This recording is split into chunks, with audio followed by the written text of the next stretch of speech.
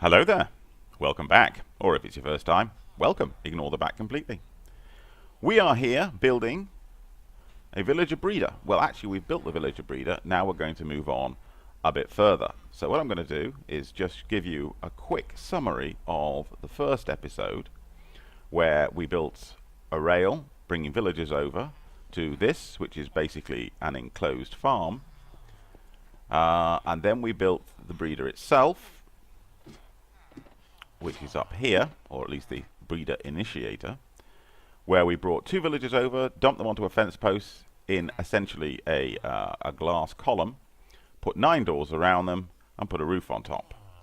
Then we fed them and we traded with them.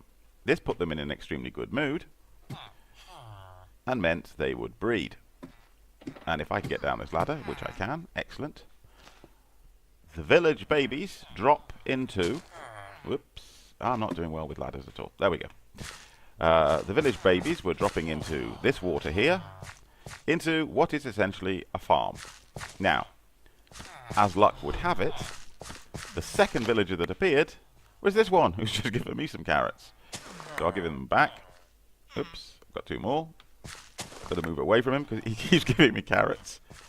I will give the carrots to this baby here, who's another brown coat. That's amazing. Oh, I would if he'd stand still for a second. Right. Absolutely oblivious to my presence. Never mind. We'll give it to this guy. Now, because the 2 guys on top are happy and have been well fed, they've been breeding. But they're also sending the message down that this is a good place to breed. So these guys are now all breeding. It doesn't actually matter if the 2 at the top stop breeding, because these will continue. So, our breeder is now up and running and fully functional. I could actually seal this up if I wanted to. I'll just put a dirt block there. Because I don't need to do anything else. I had anticipated having to go down and do some farming of the carrots myself until such time as we got a brown coat. But as the second villager was a brown coat, as you can see, breeding is now happening all over the place. And the number of villagers is going to go through the roof. All I have to do is be in the location and online. So what we'll do is, rather than simply AFK, I've done a little bit of preparation and we'll move on to the next stage of the process. Over there I've just planted some trees. I picked up some pine trees, fir trees, what are they called? I can't remember. Just because they're the fastest growing. And I've laid out a little horseshoe. And this horseshoe is going to be the basis of the farm that I need to trade with the various villagers. Now, between episodes, what I've done is I had to go out and find some sugar, which I've planted just to grow some. I'm going to need quite a bit. Created this horseshoe and just made sure that the village breeder was actually going to roll. It's now going to roll on its own. All I have to do is keep myself busy whilst they breed away. What I'll do, let me get this set up a little bit so you can see how it looks. Building it is very easy. This is the lowest level of resources I think you could possibly need for an automated farm, and it will grow the 3 key critical items that you want when trading with villagers. Those 3 are sugar for librarians, because we're going to make paper from the sugar. They are pumpkins, and they are watermelons. The pumpkins and the watermelons are for the farmers. And pumpkins and watermelons are what I would call a license to print money, or in this case, emeralds. Okay, let me get on, get some stuff done, and then you can see how it looks. Right. Now we've built a base layer of wood. We've put some pistons on the base layer and a layer above it. The next part is the part that will actually make the system work. And to show you that, I'm going to need some redstone torches. Essentially, every alternate piston, I'm going to place a redstone torch. Like this.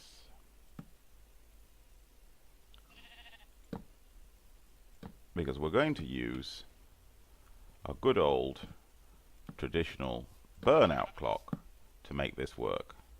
For a burnout clock, all I need is a piece of redstone and a redstone torch. I have an automated system for harvesting sugar in this case, which will be the lowest level. Let me do a little bit more and I'll come back to you. The layer of dirt is now in place above the redstone torches. And what I need to do now is behind each torch, and I just happen to remember where I've placed them, I'm going to place a piece of redstone. Watch what happens when I place a piece of redstone. You heard, the piston goes berserk. Now I have to do this process quite slowly, because otherwise these pistons start each other off, and then the whole thing becomes a clock. So I gently work my way around. If at any point I place a piece of redstone in the wrong place, it'll simply link with the first piece. We don't want that. So what we want to do, that's in the wrong place. Now nothing's happened. I'm doing very well. That's in the correct place. And now these joined together textures is quite hard to see.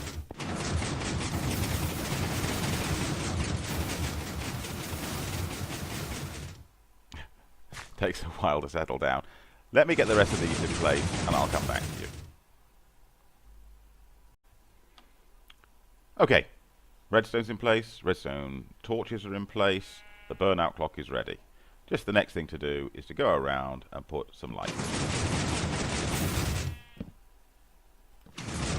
which will update the redstone torches every so often.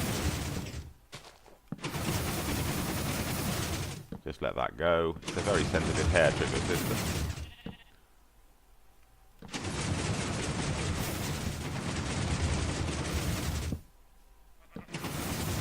And the last one. Bang. Okay. So we're now all set up for the first layer. And the first layer is going to be sugar. So let me get some more stuff in place and I'll come back to you. Thinking about it, I probably should have shown you placing the water, but it doesn't really matter. You place a bucket there, you place a bucket there, that one becomes a source block, and you work your way along, and you simply have water flowing from this edge out. This is why we built to a depth of 8, and this water will now serve two functions. The first function is it will allow me to plant sugar all the way around, and the second function is, as the sugar is harvested, it falls into the water stream down to here, where I will have some system for capturing it. I haven't quite decided what yet, but probably just hoppers. It's nice and easy. If you don't have hoppers, you can do water streams flowing this way and this way into just like 1 or 2 hoppers, and then into your chests. So let me make a little bit more progress. I'm going to harvest some sugar that I planted down there, and then plant them around here, and then we'll come back to you. Okay, I didn't have quite enough sugar. It doesn't really matter. This sugar will grow. It will grow. It will get harvested, and then I will fill in the rest of it.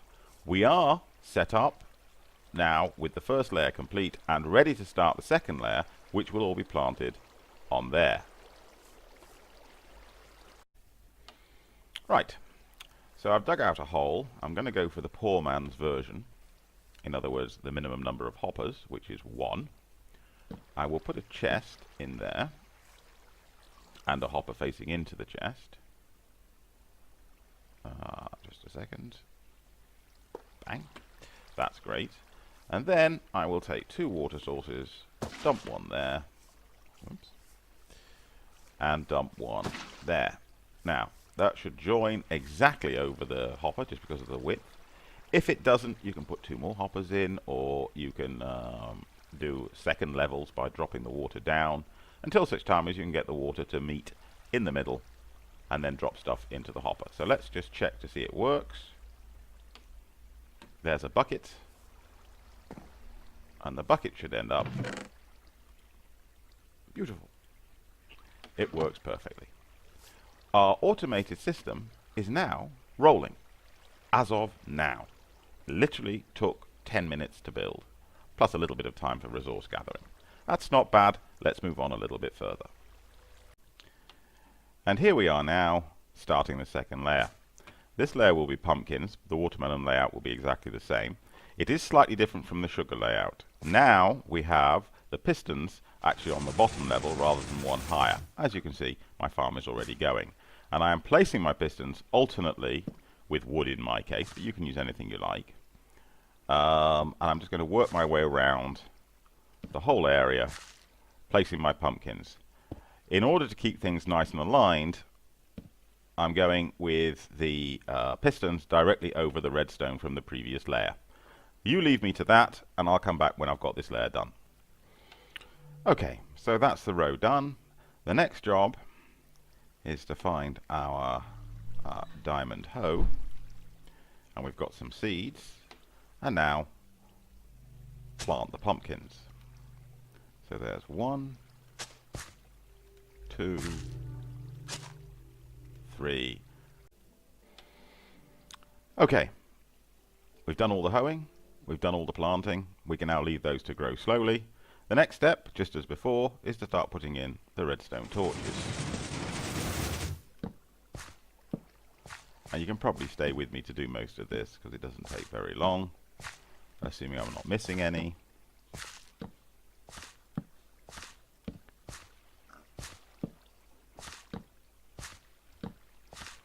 I think that should be all of them.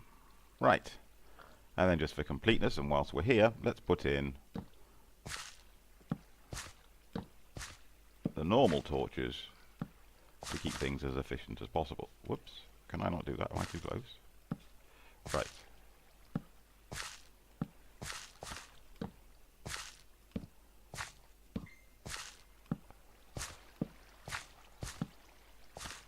There we go. So that's our full setup. Next step is to put a layer of soil on top of all these torches. So let me do that, and I'll come back to you. Soil is now all placed, torches are now all placed. The only thing left to do is to place the redstone.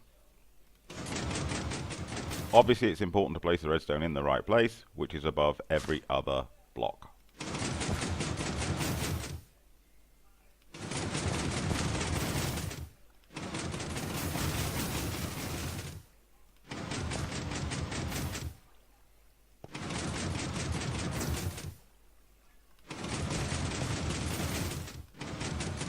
The nice thing is, if you place the redstone correctly, you do get immediate confirmation.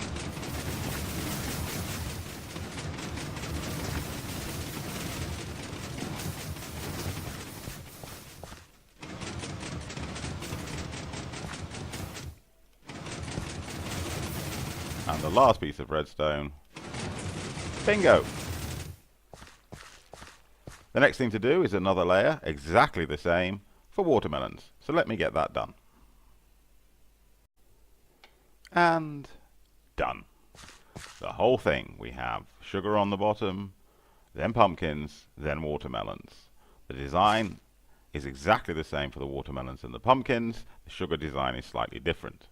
We can, of course, expand this all the way to build height, if we so want to. If we wanted to do sugar again at this level, then we'd have to introduce another platform, have more water flowing down, and then it would work exactly the same as the bottom, but it would just drop further. When you do that, or if you do that, you really need to put a glass front on. If you're not doing that, then you don't need one. How stupid am I? I could have just dropped into the water and suffered no damage whatsoever. Never mind. Right, let's get rid of all of this that we don't need anymore and get back to seeing what's happening with the villagers. Hopefully you'll be able to hear me over the noise of the villagers. Now, whilst we have been building, this has happened. As you can see, villager breeding really working very well, and there's hearts going off everywhere still. Now, one of the things I want you to bear in mind is that I'm not AFKing. I haven't spent a night here. If I spent a night here, there would be 150 villagers, maybe more. All I'm doing is building in the area. I'm actually busy, I'm actually doing things, and villagers are breeding like crazy. Now, whilst we're here, let's just drop down. Because if you remember, we didn't have enough sugar. And the proof of the pudding is in the eating, so that just shows we've got sugar extra, and now we can plant the rest. Fortunately, I had remembered to bring with me pumpkin seeds. Just dump this sugar in here. What you can actually do if you want to make your life easier is something like this. And so I know the first 2 rows will be sugar. And then you could do 2 rows of watermelon, 2 rows of pumpkins, 1 row of pumpkins, 3 rows of watermelon, however you want to do it. Right, that's a wrap for this episode. I can see the pig is impressed with our new structure. I'm going to spend the rest of the day tidying up that mess and letting the villagers continue to do what the villagers seem to love doing. And who can blame them? Alright, catch you next time.